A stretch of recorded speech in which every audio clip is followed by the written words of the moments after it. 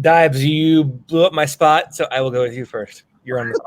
Here we go. Position of need. As much as I want to say stretch 4, it's a goddamn travesty that Mike frickin' Scott played 17 minutes per game in this and had 12 starts. I'm going to go out of the box with this one. Floor spacer, power forward, playmaker, off the dribble, scorer, penetrator. It doesn't fucking matter. The biggest need for the Sixers is a number 2 bona fide scorer. Period. You look at Joel Embiid playing hero ball in the playoffs. That can't happen moving forward. The dude lost his legs, and as much as we want to ignore it, he's not the same player when he's lost his legs. So this is a guy that averaged 30 plus a game with a lateral meniscus tear in his right knee. So my biggest position of need is just someone that can come in and take the load off of Embiid's shoulders and just give him a freaking break and carry the load offensively. It's not Tobias. It can't be Joel Embiid. It's got to be someone new. Very good. Let's go with Rob. So I was probably going to go the route that Dives went, but I'm going to change it up because I think that this also plays into what he's saying. You got to give Embiid a break. Embiid's going to miss games during the season. Embiid's going to have to sit out things. A bona fide number 2 center to come in and be able to contribute is important. Early in the season, Dwight Howard, we were all happy, but what happened? Dwight Howard went Dwight Howard, and he's old, and he's losing a step. They need a guy that we can count on so that everything doesn't just go stagnant if Joel Embiid is out of the game.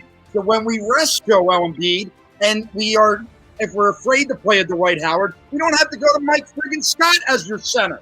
You need a legitimate guy. There's going to be a lot of guys on the market. You might be able to get one to come here on the cheap that can be that bona fide guy that you feel comfortable giving Embiid nights off during the season to keep him fresh when playoff time comes around. So I'll go with the backup center. All right. RB. All right.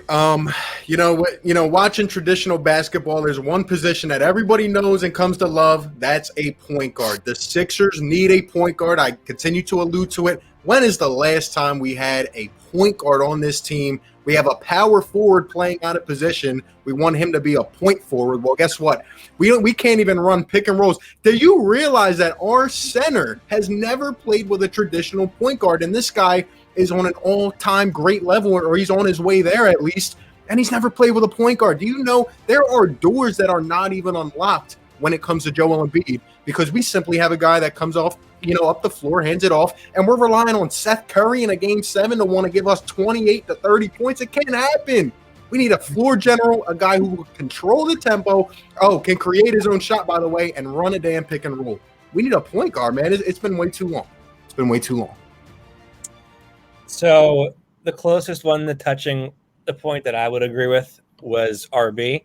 Chris and Philly Madness. Rob, your name is. Yes, thank you. Yes.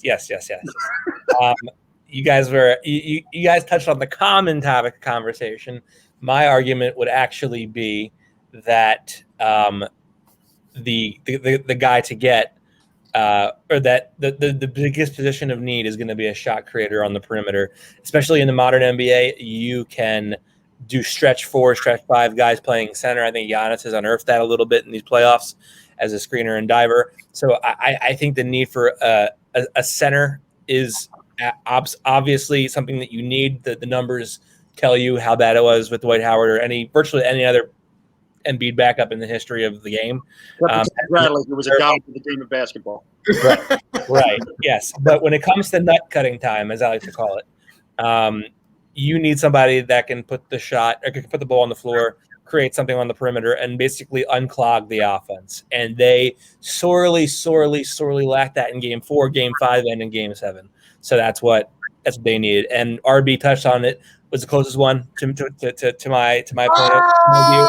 I said it from the beginning. But you are right. Seth Curry cannot be the guy that is your floor general.